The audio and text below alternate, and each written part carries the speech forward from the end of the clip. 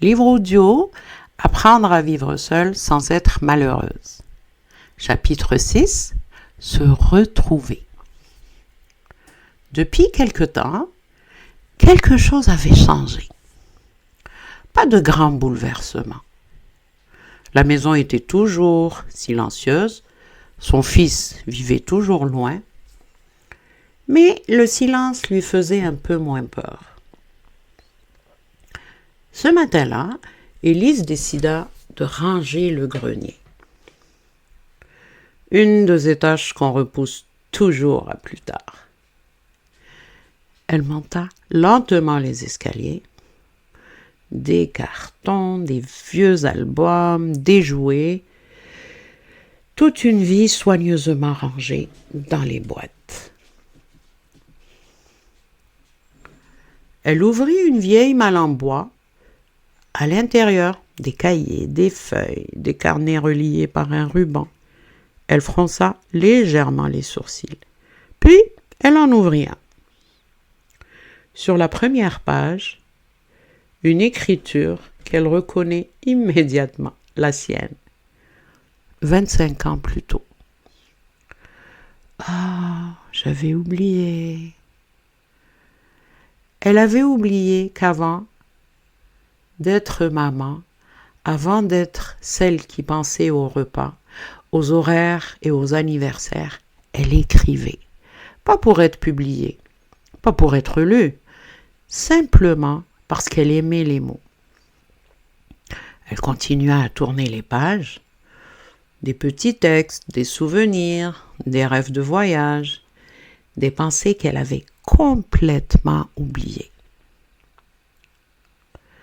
Un jour, j'aurai une petite maison avec beaucoup de lumière et j'écrirai chaque matin près de la fenêtre. Élise lisait doucement un carnet. Elle sourit, une larme lui échappa, pas une larme de tristesse, une larme de retrouvailles. Dans un autre carton, elle découvrit une vieille boîte métallique. À l'intérieur, des pinceaux, quelques tubes de peinture presque secs et une petite toile inachevée. Ah oui, j'adorais peindre. Elle s'assit sur le plancher du grenier, le pinceau dans une main, le carnet dans l'autre. Et une question lui traversa l'esprit. À quel moment ai-je arrêté d'être moi? Elle chercha longtemps la réponse. Puis elle comprit.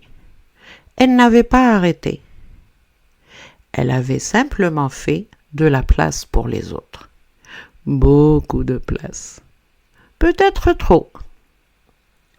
Le lendemain matin, au lieu d'allumer la télévision, Élise posa un carnet sur la table de la cuisine, elle prit un stylo et resta quelques minutes devant la page blanche.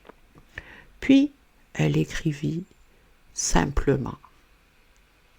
Bonjour, je crois qu'il est temps que nous faisions connaissance, moi et moi. Elle éclata de rire toute seule. Cela faisait longtemps que ce ne lui était pas arrivé. Un rire simple, sans raison.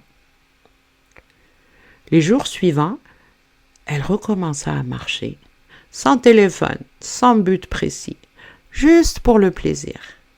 Elle regardait les arbres, les fleurs, les gens. Elle découvrait sa propre ville comme une touriste. Et peu à peu, une étrange sensation grandissait en elle. Comme si cette femme qu'elle croyait avoir perdue l'attendait patiemment depuis toutes ces années.